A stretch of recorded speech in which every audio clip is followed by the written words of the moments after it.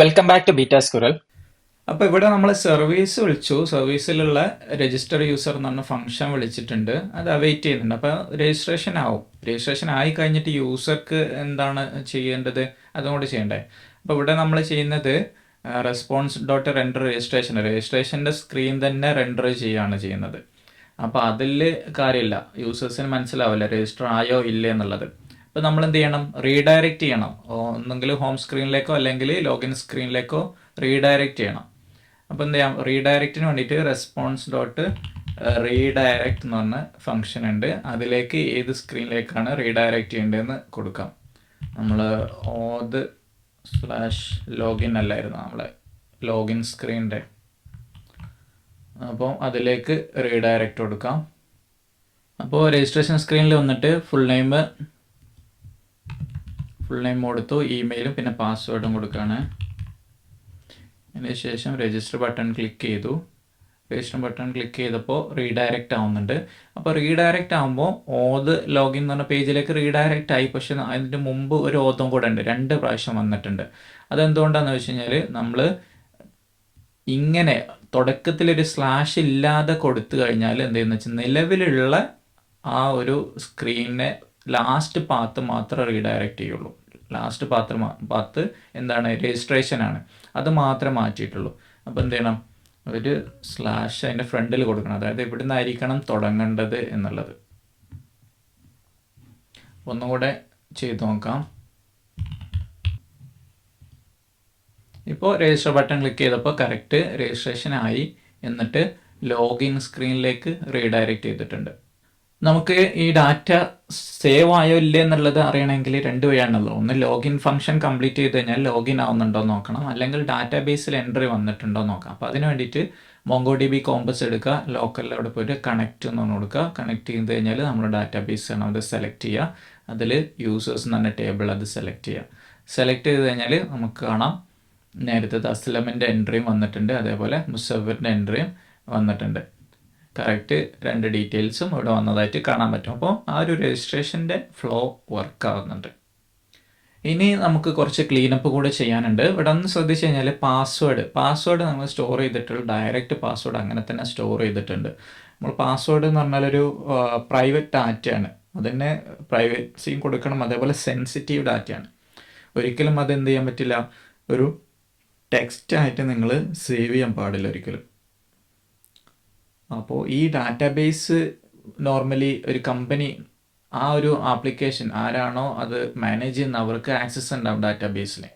അപ്പോൾ അവിടെയുള്ള ഏതെങ്കിലും ഒരു സ്റ്റാഫിന് മറ്റുള്ളവർ ഒരു പാസ്വേഡ് കണ്ട് എന്താണ് പാസ്വേഡ് എന്നുള്ള ഒരു ടെക്സ്റ്റ് മനസ്സിലാക്കാൻ പാടില്ല. പിന്നെ അതേപോലെ ഏതെങ്കിലും ഒരു സിറ്റുവേഷനിൽ എങ്ങനെയെങ്കിലും ഈ ഡാറ്റാബേസ് ലീക്ക് ആയി കഴിഞ്ഞാൽ, ഏതെങ്കിലും ഒരു ഹാക്കർ ഡാറ്റാബേസ് ഹാക്ക് ചെയ്ത് കഴിഞ്ഞാൽ അതിൻ്റെ പാസ്വേഡ് എന്താണ് എന്നുള്ളത് കണ്ടുപിടിക്കാൻ പാടില്ല. അപ്പോൾ അതുകൊണ്ട് തന്നെ പാസ്വേഡ് എപ്പോഴും എൻക്രിപ്റ്റ് ചെയ്തിട്ട് മാത്രമേ സ്റ്റോർ ചെയ്യാൻ പാടുള്ളൂ. ടെക്സ്റ്റായിട്ട്, സാധാരണ വെറും ടെക്സ്റ്റായിട്ട് സ്റ്റോർ ചെയ്യാൻ പാടില്ല. പിന്നെ മറ്റൊരു കാര്യം നമുക്ക് ചെയ്യാനുള്ളത് ഒതൻറ്റിക്കേഷൻ കൺട്രോളർ നമ്മളിപ്പോൾ സർവീസ് വിളിക്കുന്നുണ്ട്.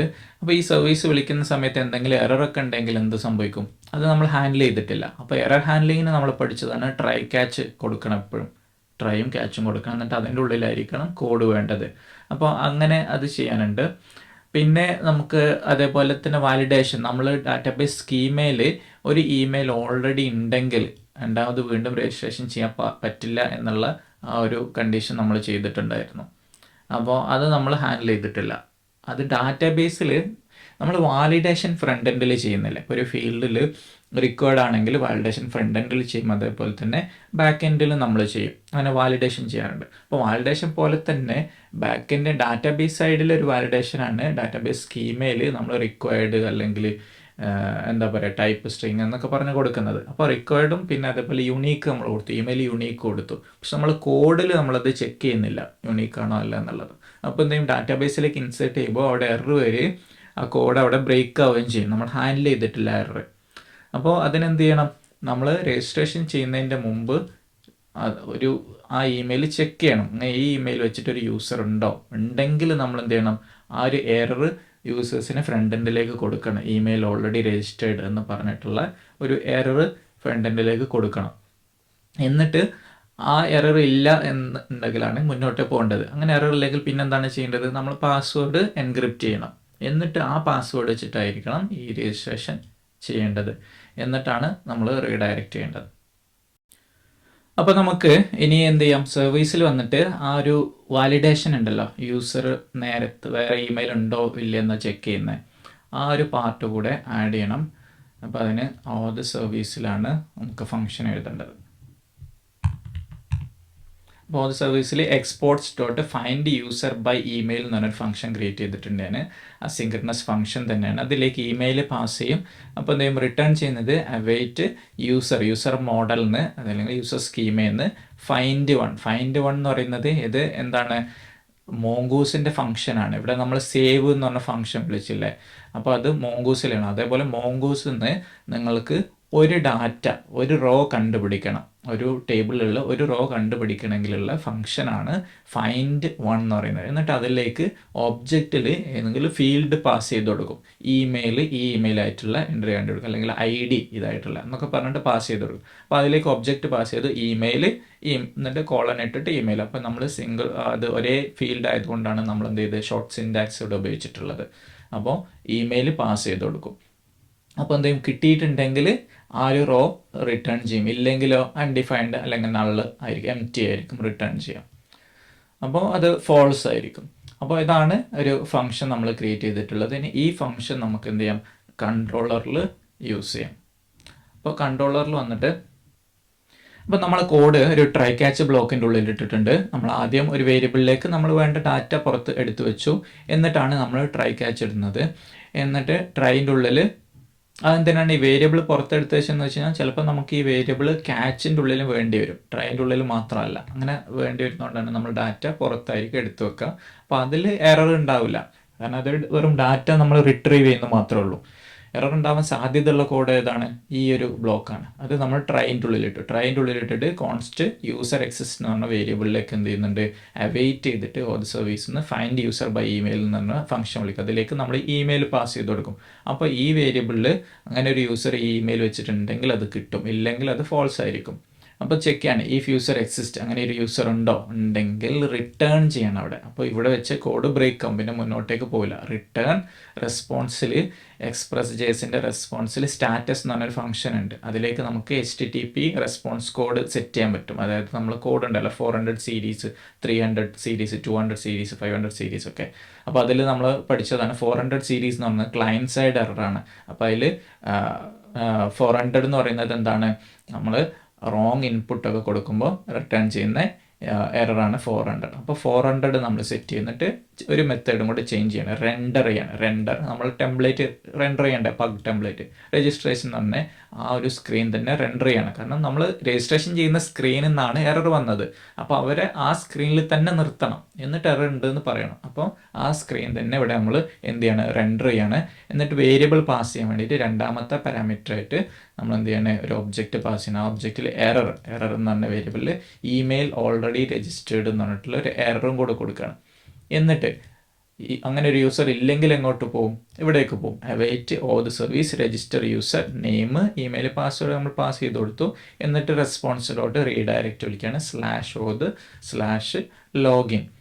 എന്നിട്ട് ട്രൈ ക്ലോസ് ചെയ്തതിന് ശേഷം ക്യാച്ചിൽ എന്താണ്? നമുക്ക് എറർ കിട്ടും. കൺസോൾ ലോഗും കൂടെ ചെയ്യണം. നമ്മൾ എറർ ജസ്റ്റ് കൺസോൾ ലോഗ് ചെയ്യും. എന്നിട്ട് നമ്മൾ റെസ്പോൺസിലോട്ട് സ്റ്റാറ്റസ് എന്താണ് സെറ്റ് ചെയ്യുന്നത്? എറർ. ഇങ്ങനെ ഒരു എറർ ഉണ്ടെങ്കിൽ അതെന്തായിരിക്കും? ഈ ഒരു ക്യാച്ച് ബ്ലോക്കിൽ പോകുന്നുണ്ടെങ്കിൽ അതെപ്പോഴും നമ്മൾ കോഡിലുള്ള എന്തെങ്കിലും എറർ ആയിരിക്കും. അപ്പോൾ അതുകൊണ്ട് തന്നെ എന്താണ്? സെർവർ എററാണ്. നമ്മൾ 500 ഇൻറ്റേർണൽ സെർവർ എറർ എന്ന് പറഞ്ഞ കോഡ് സെറ്റ് ചെയ്തു. എന്നിട്ട് .send എന്താണ്? സെർവർ എറർ എന്ന് പറഞ്ഞിട്ടുള്ള ഒരു ടെക്സ്റ്റ് മാത്രം നമ്മൾ റിട്ടേൺ ചെയ്യാൻ. സെൻഡ് ശ്രദ്ധിക്കണം, ഇവിടെ നമ്മൾ സെൻഡ് ചെയ്യാണ്. ഇത് സെർവർ എറർ എന്ന് പറഞ്ഞിട്ടുള്ള എറർ മാത്രമാണ് ഇവിടെ സെൻഡ് ചെയ്യുന്നത്. നേരത്തെ നമ്മൾ ക്ലയൻറ്റിൻ്റെ എറർ ഉണ്ടാകുമ്പോൾ എന്താണ്? അവർ രജിസ്ട്രേഷൻ ഫോം തന്നെ റെൻഡർ ചെയ്യുന്നുണ്ട്. ഇവിടെ നമ്മൾ എന്ത് ചെയ്യാണ്?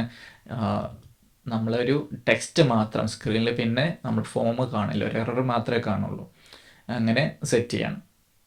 അങ്ങനെയും ചെയ്യാം. നമുക്ക് ഫോം വേണമെങ്കിൽ റെൻഡർ ചെയ്ത് അവിടെ എററായിട്ടും കാണിക്കാം. ഞാൻ ജസ്റ്റ് ഒരു എക്സാമ്പിളിന് വേണ്ടിയിട്ട് കാണിച്ചു എന്നുള്ളൂ. പിന്നെ മറ്റൊന്ന് ശ്രദ്ധിക്കുക, നമ്മൾ Node.jsന് മുമ്പ് നമ്മൾ Node.jsൻ്റെ പാക്കേജ് ഒന്നും യൂസ് ചെയ്യാതെയുള്ള HTTP സെർവർ ക്രിയേറ്റ് ചെയ്യുന്നൊക്കെ പഠിച്ചിരുന്നല്ലോ. അതായത് എക്സ്പ്രസ് ജേസ് ഉപയോഗിക്കാതെ. അവിടെ നമ്മൾ റെസ്പോൺസ് സെൻഡ് ചെയ്യാൻ വേണ്ടിയിട്ട് എൻഡ് എന്നായിരുന്നു കേട്ടോ ഉപയോഗിക്കുന്നത്. ഇവിടെ നമ്മൾ എക്സ്പ്രസ് ജേസിൽ മീനിങ് ഫുൾ ആയിട്ടുള്ള നെയിം തന്നെയുണ്ട്, സെൻഡ് എന്ന് പറഞ്ഞിട്ട്. അപ്പോൾ ഇങ്ങനെ ചെയ്ത് കഴിഞ്ഞാൽ എന്താണ് കിട്ടുക, നമുക്ക് എറർ ഉണ്ടെങ്കിൽ ആ ഒരു എറർ വേരിയബിൾ കിട്ടും. പക്ഷെ നമ്മൾ ആ വേരിയബിൾ ഉപയോഗിക്കുന്നുണ്ടോ? ഇല്ല, നമ്മൾ ആ വേരിയബിൾ ഉപയോഗിക്കുന്നില്ല. നമ്മൾ ലോഗിനിൽ നമ്മൾ ചെയ്തിട്ടുണ്ടായിരുന്നു. അപ്പോൾ ലോഗിനിൽ ചെയ്ത കോഡ്, സെയിം കോഡ് നമുക്ക് എന്ത് ചെയ്യാം, കോപ്പി ചെയ്തിട്ട് നമുക്ക് രജിസ്ട്രേഷനിൽ കൂടെ ഇടാം. ഫോമിൻ്റെ തൊട്ട് മുമ്പായിട്ട് എററിൻ്റെ വേരിയബിളും കൂടെ സെറ്റ് ചെയ്തിട്ടുണ്ട്. അപ്പോൾ നമുക്ക് ഉള്ള ഒരു യൂസർ aslam@gmail.com ഉണ്ട്. അപ്പോൾ അതിൽ തന്നെ ട്രൈ ചെയ്ത് നോക്കാം. രജിസ്ട്രേഷൻ സ്ക്രീനിൽ വന്നു, എന്തെങ്കിലുമൊക്കെ കൊടുക്കാം. എന്നിട്ട് ഇമെയിൽ aslam@gmail.com.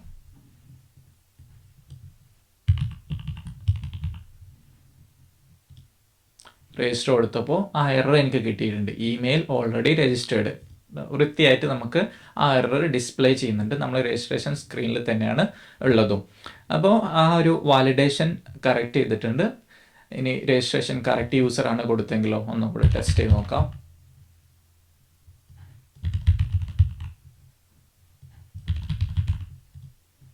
രജിസ്റ്റർ എന്ന് കൊടുക്കുമ്പോൾ ഇമെയിൽ വാലിഡേഷൻ വരും. നമ്മൾ ഇമെയിൽ അല്ല എൻ്റർ ചെയ്തെങ്കിൽ ഫ്രണ്ട് എൻഡ് സൈഡിലുള്ള ഇമെയിൽ വാലിഡേഷൻ വരും. രജിസ്റ്റർ കൊടുത്തപ്പോൾ യൂസർ രജിസ്റ്റർ ആയിട്ട് ലോഗിനിലേക്ക് റീഡയറക്റ്റ് ചെയ്തിട്ടുണ്ട്.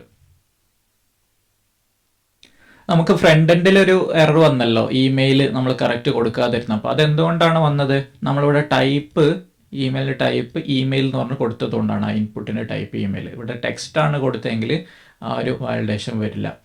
അപ്പോൾ ഇമെയിൽ ഇൻപുട്ടിന് ടൈപ്പ് ഇമെയിൽ തന്നെ കൊടുക്കണം. ഇനി നമുക്ക് നമ്മൾ വാലിഡേഷനൊക്കെ ചെയ്തല്ലോ. അപ്പോൾ ഇങ്ങനെ നമ്മൾ ട്രൈ ക്യാച്ചും മറ്റൊന്നും ചെയ്തിട്ടില്ലെങ്കിൽ എന്താണ് സംഭവിക്കുക എന്നുള്ളത് നമ്മൾ നോക്കിയില്ലല്ലോ. അപ്പോൾ അതും കൂടെ നോക്കാം. നമ്മൾ കൺട്രോളറിൽ പോയിട്ട് ട്രൈ ക്യാച്ചും അതേപോലെ ആ ഒരു വാലിഡേഷനും കൂടെ ഞാൻ കമൻറ്റ് ചെയ്ത് വെക്കാണ്. ക്യാച്ച് ബ്ലോക്ക് അതും ജസ്റ്റ് കമൻറ്റ് ചെയ്ത് വെച്ചു. ഫസ്റ്റ് നമ്മളുണ്ടായിരുന്ന കോഡ്, അതായത് register user data just pass ചെയ്യുന്നു, റീഡയറക്റ്റ് ചെയ്യുന്നു, ഇത്ര മാത്രമേ ചെയ്യുന്നുള്ളൂ. അപ്പോൾ ഇതിൽ എന്ത് സംഭവിക്കും എന്നുള്ളത് നമുക്ക് ജസ്റ്റ് ചെക്ക് ചെയ്ത് നോക്കാം. രജിസ്റ്റർ സ്ക്രീനിൽ വന്നു.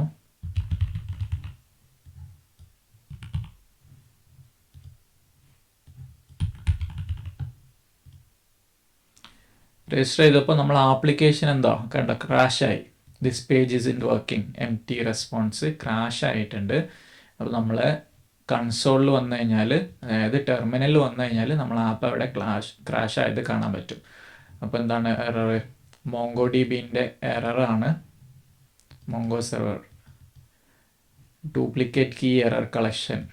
അപ്പോൾ ഇങ്ങനെ എറർ വന്നിട്ട് എന്താവുന്നുണ്ട്, ആ ഒരു ആപ്പ് തന്നെ ക്രാഷ് ആവും. ഇങ്ങനെ ആപ്പ് ക്രാഷ് ആയി കഴിഞ്ഞാൽ എന്താണ്, ഇപ്പോൾ സെർവറിൽ നമ്മൾ ആപ്പ് പബ്ലിഷ് ചെയ്തിട്ട് ഇൻ്റർനെറ്റിൽ ഓടിക്കൊണ്ടിരിക്കുകയാണ് നമ്മൾ ആപ്പ്. അപ്പോൾ അവിടെ നിന്ന് ഓരോരുത്തർ രജിസ്റ്റർ ചെയ്യുമ്പോൾ ഇൻ കേസ് അവരെടുത്തു നിന്ന് ഒരാളെടുത്തു നിന്ന് മിസ്റ്റേക്ക് വന്നു കഴിഞ്ഞാൽ ആപ്പ് അവിടെ ക്രാഷ് ആവും. പിന്നെ വേറെ ആർക്കും ഈ ആപ്പ് ഉപയോഗിക്കാൻ പറ്റില്ല. അപ്പോൾ അതുകൊണ്ടാണ് എപ്പോഴും നമ്മൾ എന്ത് ചെയ്യണം, എക്സെപ്ഷൻ. ഇതാണ് ഒരു എക്സെപ്ഷൻ എന്ന് പറയുന്നത്. ഇത് എറർ അല്ല, എക്സെപ്ഷനാണ്. അതായത് നമ്മൾ കോഡ് നമ്മൾ ഹാൻഡിൽ ചെയ്യാത്തൊരു സിറ്റുവേഷൻ്റെ പുറത്തുള്ള ഒരു എററാണ്. അതാണ് എക്സെപ്ഷൻ എന്ന് പറയുക. അപ്പോൾ എക്സെപ്ഷൻ എന്ത് ചെയ്യണം, നമ്മൾ ഹാൻഡിൽ ചെയ്യണം. അത് ഹാൻഡിൽ ചെയ്യാത്തത് കൊണ്ടാണ് ഇങ്ങനെ ഒരു മിസ്റ്റേക്ക് വന്നിട്ടുള്ളത്. അപ്പോൾ ഞാൻ എൻ്റെ കമൻ്റൊക്കെ അൺഡു ചെയ്യാണ്.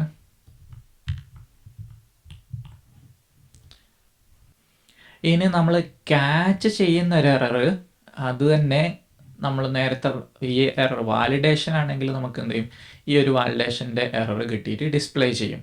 ഇനി അതല്ല, നമ്മളെ കോഡിൽ എന്തെങ്കിലും ഒരു മിസ്റ്റേക്ക് ഉണ്ടെങ്കിൽ ക്യാച്ചിലേക്ക് പോകുന്നതാണല്ലോ. അപ്പോൾ ക്യാച്ചിലേക്ക് പോകുന്ന ഒരു സിറ്റുവേഷനും കൂടെ നോക്കാം.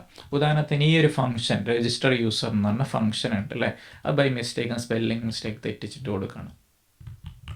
ഓക്കെ, ഇവിടെ കണക്റ്റഡ് ആണ്, ആപ്പ് റൺ ചെയ്യുന്നുണ്ട്. ഇങ്ങനെ റീഡയറക്റ്റ് കൊടുക്കുമ്പോൾ ഇങ്ങനെ ഒരു പോപ്പ് വരും, കൺഫേം ഫോം റീസബ്മിഷൻ. അങ്ങനെ കൊടുത്തു കഴിഞ്ഞാൽ നേരത്തെ നമ്മൾ എൻ്റർ ചെയ്ത ഡാറ്റ തന്നെ റീസബ്മിറ്റ് ആവുകയാണ് ചെയ്യുക. അപ്പോൾ അതൊന്ന് കൊടുക്കാം, കണ്ടിന്യൂ, വീണ്ടും എൻ്റർ ചെയ്യേണ്ട ആവശ്യം വരില്ല. അപ്പോൾ എന്താണ് വന്നിട്ടുള്ളത്, അവിടെ ഇമെയിൽ ഓൾറെഡി രജിസ്റ്റേർഡ് എന്ന് പറഞ്ഞിട്ടുള്ള ആ എറർ വന്നു. ഇവിടെ ഈ ബ്ലോക്കിൽ വന്നു, അതിൻ്റെ താഴോട്ടേക്ക് പോയിട്ടില്ല. അതുകൊണ്ട് ഇവിടുന്ന് എറർ വരില്ല. ഞാൻ പറഞ്ഞില്ല റിട്ടേൺ ചെയ്യാൻ താഴോട്ടേക്ക് പോയില്ല എന്ന് പറഞ്ഞു. അപ്പോൾ താഴോട്ടേക്ക് പോയിട്ടില്ല. ഇനി നമ്മൾ പുതിയൊരു ഇമെയിലാണ് കൊടുത്തെങ്കിലോ, രജിസ്ട്രേഷനിൽ വന്നിട്ട് പുതിയ ഇമെയിൽ കൊടുത്തു കഴിഞ്ഞാൽ നമുക്ക് എന്ത് കിട്ടി, സെർവർ എറർ എന്ന് പറഞ്ഞിട്ട് ആ ഒരു ടെക്സ്റ്റ് മാത്രമേ കിട്ടുമെന്ന് ഞാൻ പറഞ്ഞല്ലോ, ഫോമൊന്നും വരില്ല. ആ ഒരു കാരണം നമ്മൾ എന്താണ് സെൻഡാണ് ഉപയോഗിച്ചത്. എന്നിട്ട് നമ്മളെ കൺസോളിൽ നമുക്ക് എന്താണ് എറർ, കൺസോൾ ലോഗ് ചെയ്തിട്ടുണ്ട്, ആ എറർ നമുക്ക് കൺസോളിൽ കിട്ടിയിട്ടുണ്ട്. അതായത് type error, auth service register user a is not a function, അങ്ങനെ ഒരു ഫംഗ്ഷൻ ഇല്ല എന്നുള്ളതാണ്.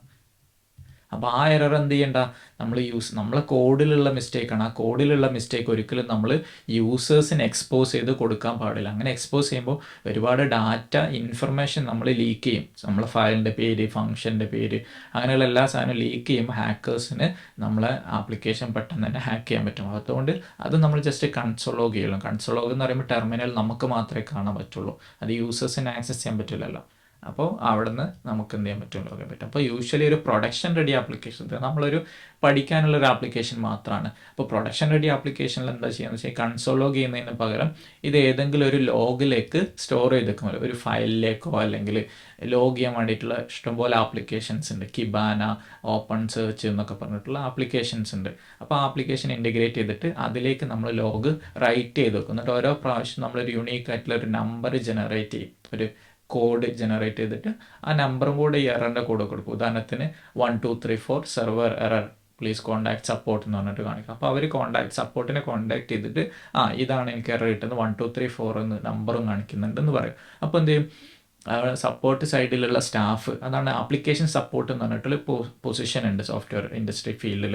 അപ്പോൾ ഈ ആപ്ലിക്കേഷൻ സപ്പോർട്ടിലുള്ള സ്റ്റാഫ് എന്താണ് ചെയ്യുക, ഈ ലോഗിൽ കയറിയിട്ട് കിബാന എന്ന് പറഞ്ഞ ആപ്ലിക്കേഷനോ അല്ലെങ്കിൽ ഓപ്പൺ സെർച്ച് എന്ന് പറഞ്ഞ ആപ്ലിക്കേഷനിലോ അല്ലെങ്കിൽ വേറെ എന്തെങ്കിലും സിമിലർ ആപ്ലിക്കേഷൻ ആയിരിക്കും. അപ്പോൾ അതിൽ കയറിയിട്ട് സെർച്ച് ചെയ്യും, ഈ നമ്പർ സെർച്ച് ചെയ്യും 1234. അപ്പോൾ എന്ത് ചെയ്യും, ആ എറർ കിട്ടുക, ആ എറർ അതിൻ്റെ കൂടെ എന്താണ് എറർ എന്നുള്ളത് കാണാൻ പറ്റുകയും ചെയ്യും. എന്നിട്ട് അതിനനുസരിച്ച് അത് നമ്മൾ ഡെവലപ്പർ എറർ ആണെങ്കിൽ ഡെവലപ്മെൻറ്റ് ടീമിന് അത് ഫോർവേഡ് ചെയ്യും, ഓക്കെ ഇങ്ങനെ എറർ ഉണ്ട്, നിങ്ങളത് ഹാൻഡിൽ ചെയ്യണം എന്ന് പറയും. ഇനി അതല്ല, അത് ക്ലയൻറ്റ് സൈഡിൽ നിന്നുള്ള എറർ ആണെങ്കിൽ അവരോട് പറയും, ഓക്കെ നിങ്ങളെ രാജ്യം ഇന്ന രാജ്യമാണ്, ആ രാജ്യത്തുള്ള ആപ്ലിക്കേഷൻ നമ്മൾ സപ്പോർട്ട് ചെയ്യുന്നില്ല, അതുകൊണ്ടാണ് എറർ വന്നത്. അങ്ങനെയൊക്കെ ഒരു എക്സാമ്പിൾ പറയാണ്.